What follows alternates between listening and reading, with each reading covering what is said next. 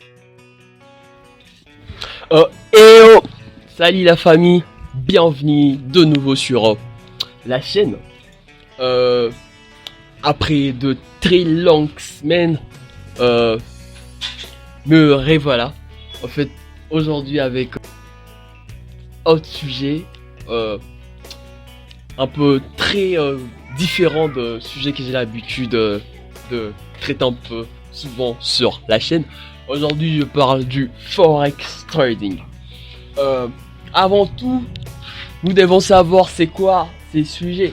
C'est quoi en fait le Forex Trading. Forex, FX en anglais, Foreign Exchange. Échange des devises, un commerce d'échange des devises. Là, on se comprend un peu. Loin, je suis pas là pour vous donner la définition du Forex Trading, du Foreign Exchange. Non, je suis là pour vous partager un peu mon petit parcours dans l'affaire. Ma petite galère, vraiment galéré. Je galérais.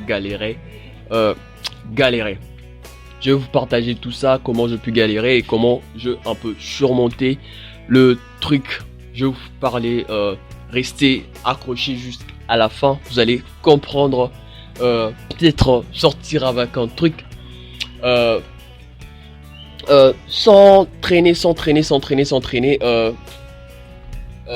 partage une petite capture, juste là, pour, si vous pouvez voir, il y a un moins 34 validé, il y a un crochet, il y a un moins 34 validé, juste là en bas, il y a un plus 4 validé aussi. Pour les personnes qui sont du domaine, ils peuvent comprendre déjà de quoi on parle. Là, je suis sur un broker. Donc, un broker, c'est une application qui te met en contact du marché. Tu vois, du marché, là, tu vas aller faire ton commerce de change de devise. Donc, l'application, elle te met là-bas. Là, c'est mon application. Sur mon application, le change de devise, tu l'as fait avec ta petite monnaie électronique. Moi, pour les personnes qui le savent déjà, il y a plus 4 là-bas, il y a moins 34. Le plus 4, c'est l'argent que tu as déposé dans l'application pour aller faire le change de devise, le commerce de change de devise.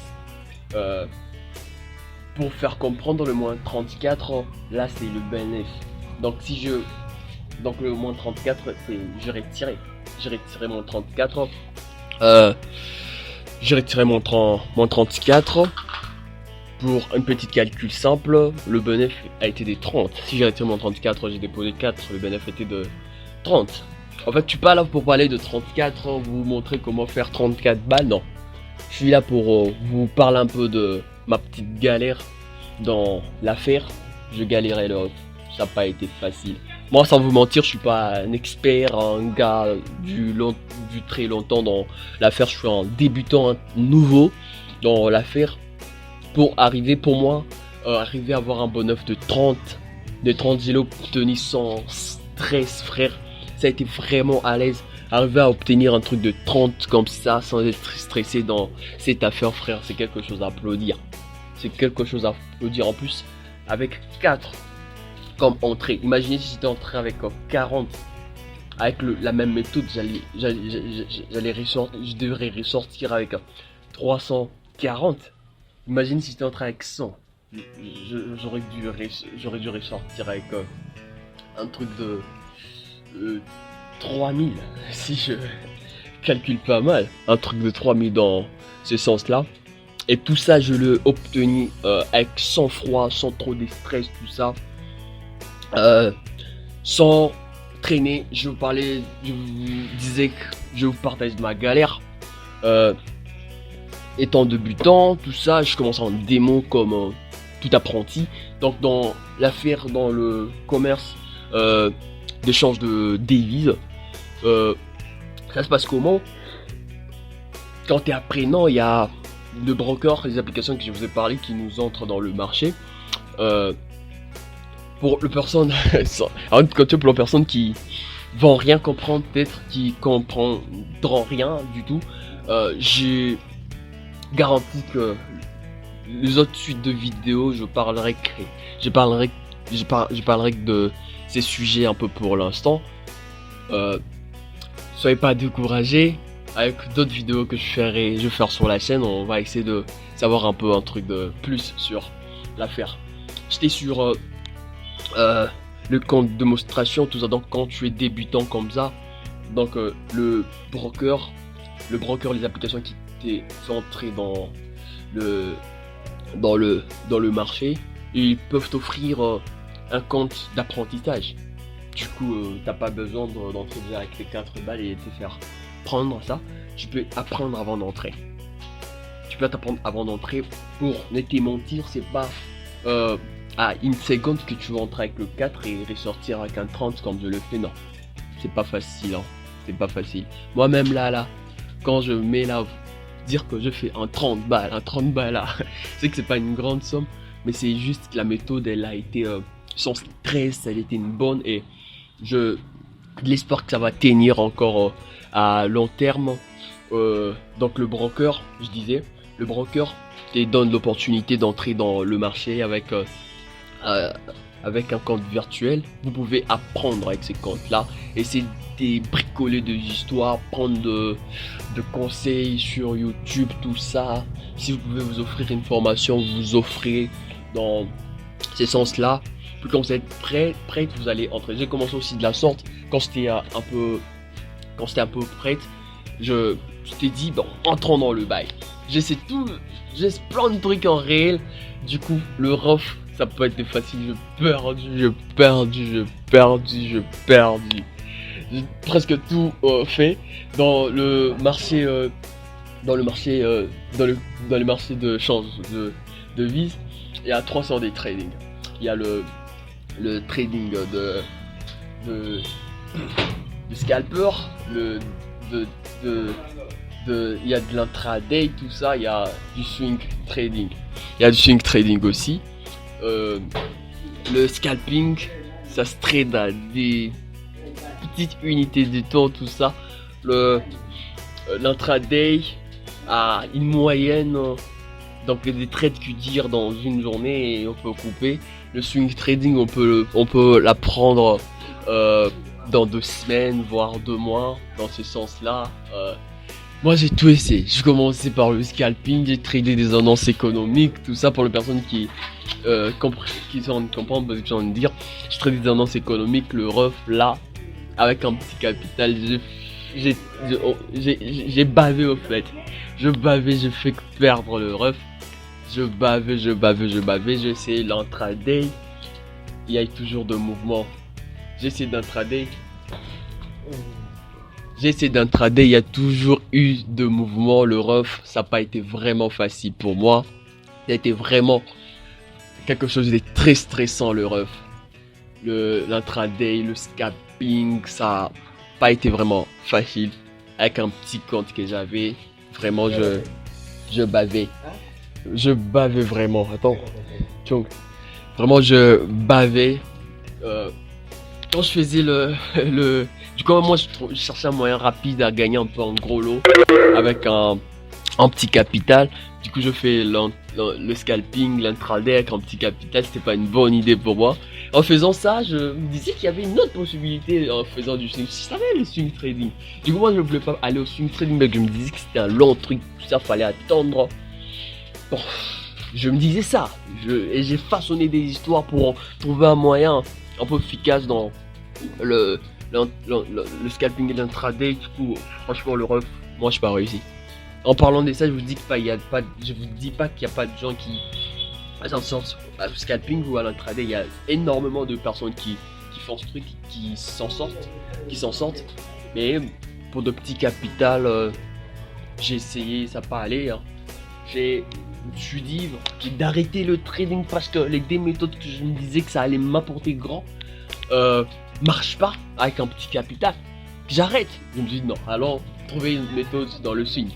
Du coup, en entrant, la personne qui m'a encore motivé, parce que je me disais que c'était lent. La personne qui m'a motivé, c'est une chaîne sur le nom du Trader Smart. Je sais pas si vous pouvez truquer, allez voir si je me trompe pas. Trader Smart. Le gars il a parlé aussi de l'importance du swing trading pour les personnes débutant avec un petit capital. Il a dit l'intraday, le scalping vraiment c'est pas vraiment efficace. C'est pas vraiment efficace, ça ne garantit pas de bons résultats pour le petit capital. Pour le petit capital, on peut faire du swing trading et là, on est loin avec le swing trading. Et le trader smart, lui, donc la vidéo, ça disait qu'il dit que quand tu fais l'intraday, il a essayé de mettre un commentaire pour le personne qui font l'intraday et le scalping. C'est comme qui dirait, il a tout un gâteau là, tu entres en faisant du scalping ou de l'intraday, tu prends juste une miette et tu quittes. Or qu'il y a tout un gâteau pour toi en restant encore en attendant, mais en mettant quelques semaines, quelques mois, on pourrait peut-être prendre l'entièreté du gâteau. C'est un peu son point de vue dans ce sens. Là, j'ai essayé de l'écouter, ça m'a motivé, je me suis dit, pourquoi pas, ça peut aller.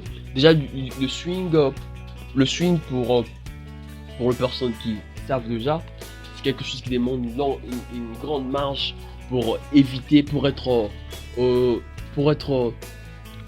loin de mouvements, des annonces économiques, tout ça, de forts mouvements, parce que c'est qui perdent un peu souvent, c'est qui contribuent à la perte au swing trade, à l'intraday et au scalping, ce sont des annonces économiques, de mouvements forts, ça contribue un peu à la perte. Mais on peut éviter tout ça en faisant du swing trading et en ayant une grande marge, ce qui fait en sorte qu'on n'aura pas du coup donc ça va pas vraiment affecter le mouvement des annonces économiques dans ce sens-là. On sera vraiment à l'aise, on sera pas stressé comme moi j'étais stressé le rough dans le scalping, l'intraday et tout ça. Mais en faisant du swing et en possédant une grande marge, tout ça, on va pas être très stressé, ça nous affectera pas le mouvement des annonces économiques, pas trop. Et il y a ceux qui vont dire pour avoir une grande marge, pour avoir beaucoup d'argent, non, pas nécessairement. Avec un petit, moi je vous ai montré mon écran, c'était 4 que j'ai obtenu 30 balles, j'ai fait du swing. Il y a d'autres brokers qui nous mettent de compte 100, il y a plusieurs comptes, il y a plusieurs comptes. Il y a un compte 100, un compte standard, crypto, sprint nil, micro, on veut calculer réellement nos gains, sprint nul, compte à sprint nul, crypto, standard, utilisateur expérimenté, peut juste dire compte standard, le compte 100, mon broker il dit que le compte 100, il convient parfaitement pour ceux qui débutent tout justement au marché financier. Mais je crois pas que c'est seulement pour ceux qui débutent. Je crois que les expérimentés peuvent l'utiliser aussi dans le sens d'avoir une grande marge avec un petit capital, genre il a 100.